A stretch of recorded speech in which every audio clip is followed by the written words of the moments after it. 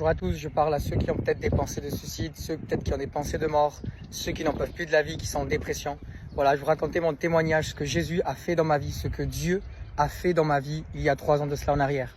Voilà, il y a tout simplement 3 ans en arrière, alors que j'étais un jeune homme rempli de vie, qui aimait la vie, je connaissais quand même le nom de Jésus et j'aimais le monde, j'aimais tout ce que le monde offrait. Et voici qu'un jour, Dieu me dit, mais mon fils, si tu n'arrêtes pas d'aller dans ce monde, si tu n'arrêtes pas d'être dans la convoitise de ce monde, ça sera la mort pour toi. Et voilà que ces pensées-là, alors, la parole de Dieu travaille mon cœur. Mais peu de temps après, je retourne dans le monde, loin de Dieu. Et alors que je mène ma vie, la parole de Dieu s'accomplit dans ma vie. Un jour que je marche dans la rue comme ça, alors j'ai des pensées de mort qui me viennent, mais tout à coup, d'un coup. Alors que je vois des voitures, je veux me jeter dans les voitures. J'arrive chez ma grand-mère en courant, je voyais des couteaux, je voulais me les planter. Je voyais une fenêtre, je voulais me jeter. Du jour au lendemain, je devenais fou. Du jour au lendemain, j'avais des pensées de mort, des pensées de suicide.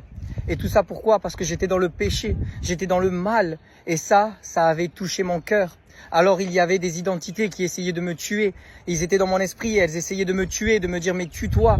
Alors j'ai fait rapidement appel à des psychologues, des psychiatres qui m'ont prescrit des médicaments. Et voilà que je prenais ces médicaments et ces médicaments n'avaient aucun effet sur ma vie. Aucun. Ça m'endormait le corps, mais l'esprit à l'intérieur dans mes pensées c'était continuellement tourmenté par des pensées de mort et d'angoisse. Je pouvais même plus aller m'acheter tout seul, c'était impossible, j'étais rempli d'angoisse. Prendre la voiture pour moi c'était angoissant, je pouvais plus faire ce que je voulais, j'étais angoissé.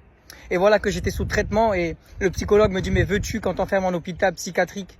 À seulement 20 ans, j'ai dit mais non Dieu, ça c'est pas possible. Alors j'ai recommencé à crier à Jésus-Christ. J'ai recommencé à crier au nom de Jésus.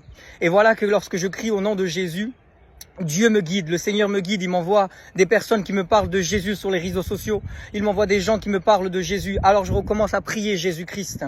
Et là, toi peut-être mon ami qui souffre d'angoisse et de suicide, je veux te dire qu'aujourd'hui Dieu t'appelle. Peut-être si tu as des pensées de suicide, si tu es en dépression et si tu es mal, écoute ce témoignage jusqu'à la fin. Et voilà qu'alors je prie le Christ, je tourne vers l'église, je me tourne vers l'église et je parle à un pasteur, je me dirige, je fais des recherches des églises évangéliques. S'il y a une église évangélique et voilà, je dis voilà pasteur, il m'arrive ça dans ma vie, il m'arrive tel souci, aujourd'hui j'en peux plus de ma vie. Si Dieu ne m'aide pas, j'en finis avec ma vie, je me tue parce que c'est plus possible là. Je souffre intérieurement. Ni le psychologue, ni le psychiatre, ni ce monde ne peut pas m'aider. Les meilleurs médecins ne peuvent pas m'aider. Alors je crie à Jésus, si lui il peut m'aider. Et voilà que Jésus répond à mon appel, il me dit mon fils, persévère et tu seras délivré. Alors le pasteur, un jour, on va partir dans un camp où les chrétiens vont prier pendant 3 jours, une retraite spirituelle. Je vais partir avec eux. Et voilà qu'en allant dans ce camp, il y a des manifestations qui se passent en mon corps. Cela me dépasse. Et je ne comprends pas. Et voilà qu'un jour, le pasteur va dire, mais si vous voulez qu'on prie pour vous, si vous avez des problèmes, si vous